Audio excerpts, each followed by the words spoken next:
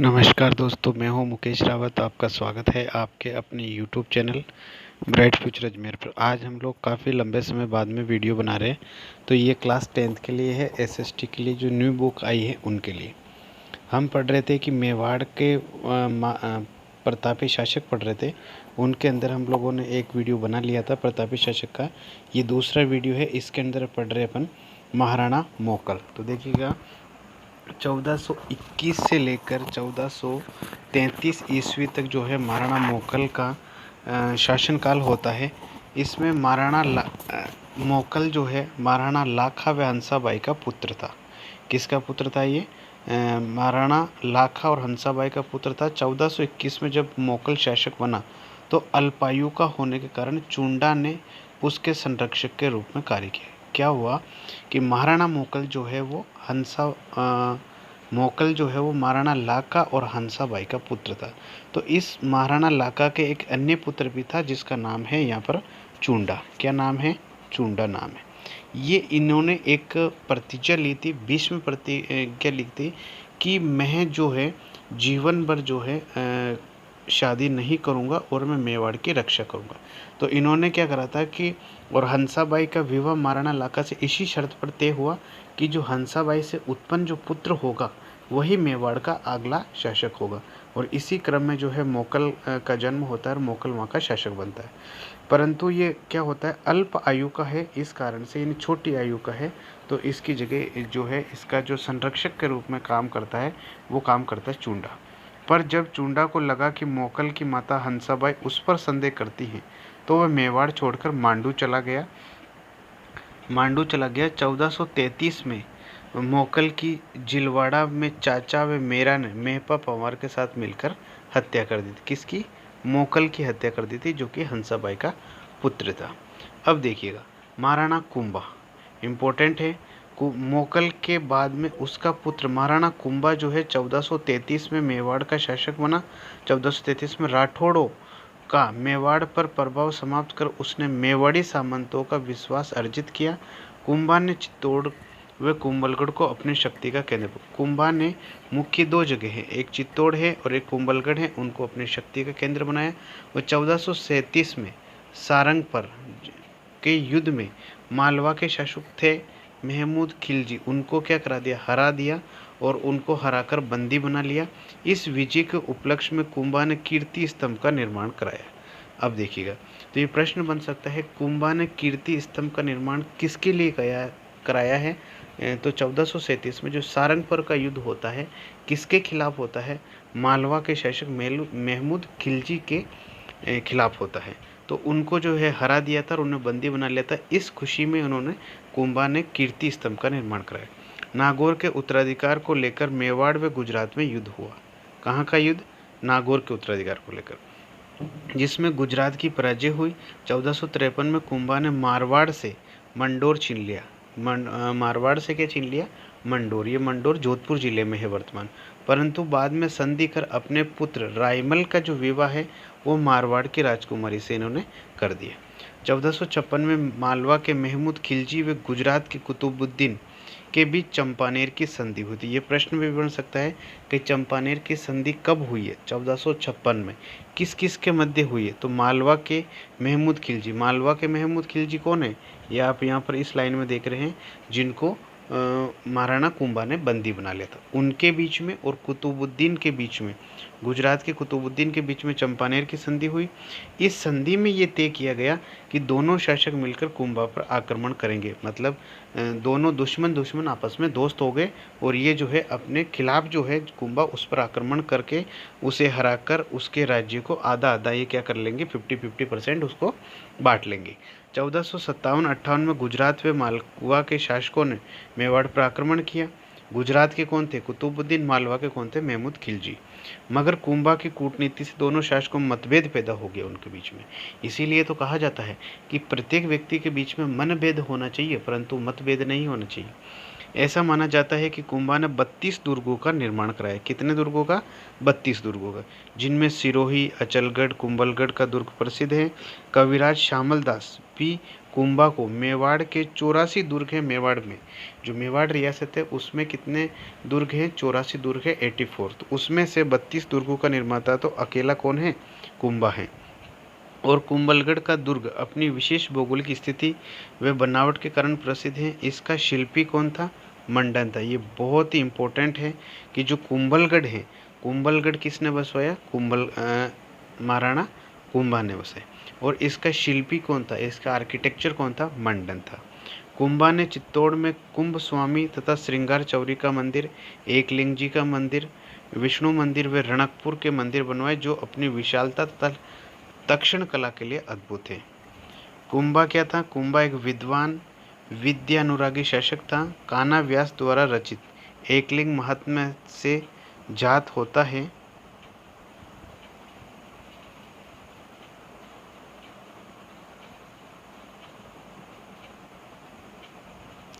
इससे ये जात होता है कि वे वेद, स्मृति, मीमांसा, उपनिषद, व्याकरण एवं राजनीति में विश्वास रखता था। संगीत राज, संगीत मीमांसा, सूड प्रबंध इसके प्रमुख रचित ग्रंथ हैं। यहाँ से लेकर ये इनकी रचनाओं के नाम हैं। किन की रचनाओं के नाम? कुंभा की रचनाओं। ऐसा माना जाता है कि कुंभा ने चंडो शतक की व्याख्या, गीत गोविंद और संगीत रत्नाकर पर टीका लिखी थी। इसके काल में कवि अत्रि व महेश ने कीर्ति स्तंभ प्रशस्ति की रचना की थी। यह सवाल मोस्ट इम्पोर्टेंट है कि कीर्ति स्तंभ प्रशस्ति, देखो कीर्ति जो कुंभलगढ़ है उसका शिल्पी तो मंडन था, जो कीर्ति स्तंभ बनवाया था, जो सारंगपुर के अंदर युद्ध हुआ था मालवा के महमूद खिलजी के सापेक्ष, तो उनके बीच में जो उनके नाम पर एक प्रशस्ति भी लिखी गई, तो वो किस किसने लिखी है? कवि अत्रि और महेश ने लिखी। कवि अत्रि और महेश, दो नाम देखने को मिले। तत्कालीन साहित्यिक ग्रंथों एवं प्रशस्तियों महाराणा कुंभा को ये कुछ उपाधियाँ दी गई हैं। महाराजा धीराज, राव राय, दान गुरु, राजगुरु, परम गुरु, हाल गुरु, अभिनव भट्टाचार्य, हिंदू सुल्तान आदि इन उपाधियों से इनको क्या कर दिया गया? विभूषित किया गया था। अब है कुंभा निसंदेह प्रतापी शासक था, किंतु उसका अंतिम समय कष्ट में रहा। अपने जीवन के अंतिम काल में कुंभा को उन्माद रोग हो गया था। कौन सा रोग हो गया था? उन्माद रोग हो गया था और उसके पुत्र उदा ने इसकी हत्या कर दी थी। अब पढ़ते हैं महाराणा सांगा। बहुत ही खतरनाक है ये शासक। महाराणा सांगा 1509 से 1528। सांगा इनका नाम था संग्राम सिंह व उसके तीनों भाई पृथ्वीराज, जयमल, राज सिंह, चारों ही स्वयं को अपने पिता का उत्तराधिकार मानते थे। ठीक है ना? चारों कौन हो गए? पृथ्वीराज, जयमल, राज सिंह और एक खुद संग्राम सिंह। ये चारों अपने अपने आपस में ही अपने आप को डिसाइड करते थे कि मैं ही इसका जो है क्या हूँ? उत्तराधिकारी हूँ। इस कारण उनमें संघर्ष होना स्वाभाविक था, परंतु इस संघर्ष में अंततः विजय किसकी हुई? सांगा की विजय, और वो मेवाड़ का शासक बना। इतिहास में हिंदू पथ, देखो इनको क्या उपाधि दी गई है? हिंदू पथ के नाम से प्रसिद्ध महाराणा सांगा 1509 में मेवाड़ का शासक बना। इस समय मालवा पर सुल्तान नासिरुद्दीन शासन कर रहा था। देखो कुंभा के समय मालवा पर कौन कर रहा था? महमूद खिलजी, जबकि इसके समय सुल्तान नासिरुद्दीन शासन कर रहा था।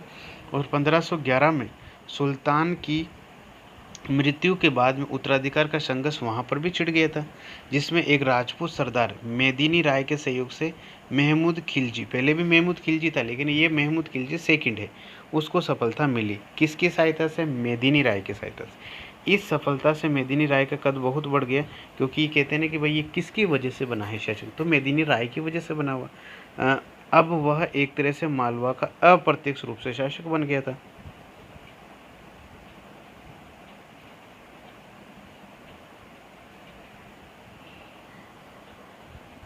शासक बन गया था। अंततः मालवा के अमीरों ने गुजरात की सहायता से मेदिनी राय को इस स्थिति से हटा दिया।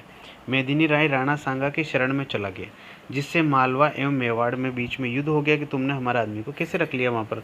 क्यों? क्योंकि वहाँ पर इन लोगों ने, मेदिनी राय की वजह से वो शासक बना था वहाँ पर, परंतु क्या हो गया कि जो ज़्यादा हेल्प करता है तो उसको क्या होता है कि नुकसान ही उठाना पड़ता है, क्योंकि उसका कद बढ़ जाता है कि वास्तव में किसकी वजह से शासक बना? बोले मेदिनी राय की वजह से बना। इस वजह से क्या हो गया कि वो राजाएं आपस में क्या करते थे? उसको वहाँ पर अपने राज्य से बाहर निकाल दिया करते थे।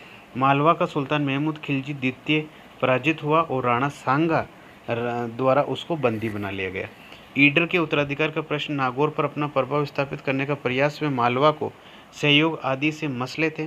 जिनको लेकर सांगा व गुजरात के सुल्तान मुजफ्फर के बीच संघर्ष हुआ, पर अंतिम रूप से सफलता किसी भी पक्ष को ना मिली। ना तो राणा सांगा को मिली और ना सुल्तान मुजफ्फर को मिली। राणा सांगा के कुछ इंपॉर्टेंट युद्ध हैं।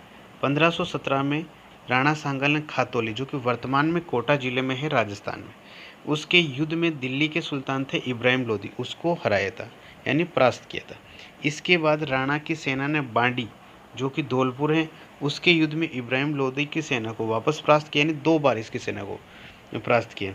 इससे राणा की प्रतिष्ठा बढ़ गई कि महाराणा सांगा जो भी युद्ध लड़ता है उसमें ये विजय होता है, और राणा सांगा उत्तर भारत का शक्तिशाली शासक बन गया।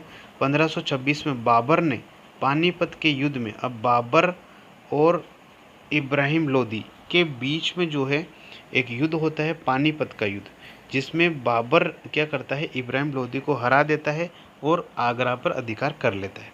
बाबर ने राणा सांगा पर विश्वासघात का आरोप लगाया, अगर उसके विरुद्ध कूच किया, यानी उसके विरुद्ध लड़ दिया, क्योंकि बाबर के अनुसार ये माना जाता था कि राणा सांगा ने उससे वादा किया था कि जब आप इब्राहिम लोदी से युद्ध करोगे, क्योंकि वो पहले से मैं उनको 2 बार हरा चुका हूँ, तो मैं उस युद्ध में बाबर आपका साथ दूंगा, परंतु उन्होंने ऐसा नहीं किया। किंतु राणा सांगा ने उसकी कोई मदद नहीं की, मगर इस आरोप की पुष्टि नहीं होती, हमें कोई प्रमाणित जो है वो तथ्य इसके लिए नहीं मिलते हैं।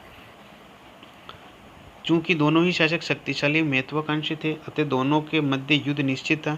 यद्यपि खानवा के मैदान में सांगा पराजित हुआ था। कौन सांगा पराजित हुआ?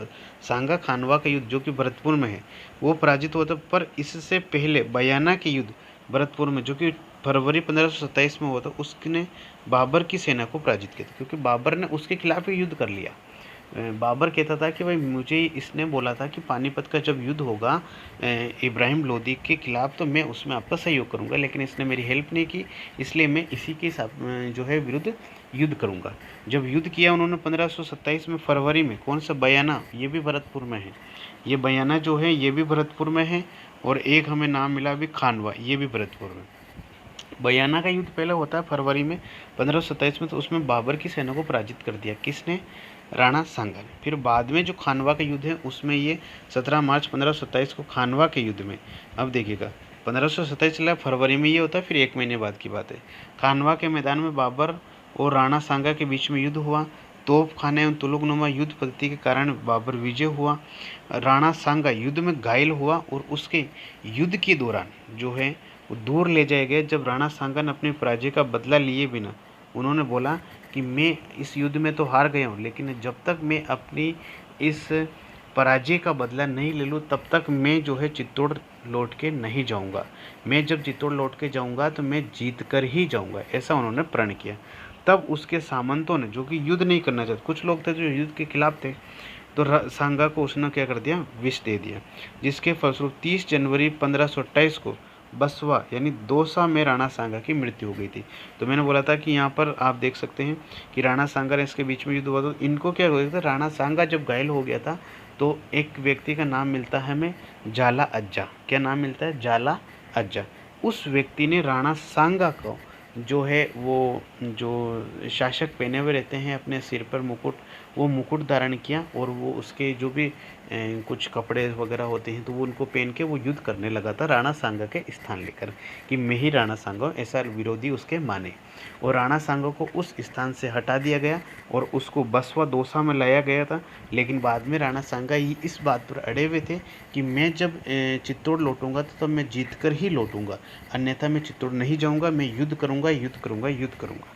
तब जो है उसके सामंतों ने, जो कि युद्ध नहीं करना चाहते थे, उन्होंने उनको विष दे दिया, अर्थात जहर दे दिया, जिसके फलस्वरूप 30 जनवरी 1528 को बसवा यानी दौसा में सांगा की मृत्यु हो गई। और मांडलगढ़ में सांगा की समाधि स्थल है, और ये मांडलगढ़ जो है कहाँ पर है? भीलवाड़ा। राणा सांगा की मृत्यु के पश्चात राणा रतन सिंह 1528 से लेकर 1531 में, इसके पश्चात राणा विक्रमादित्य मेवाड़ का शासक बना।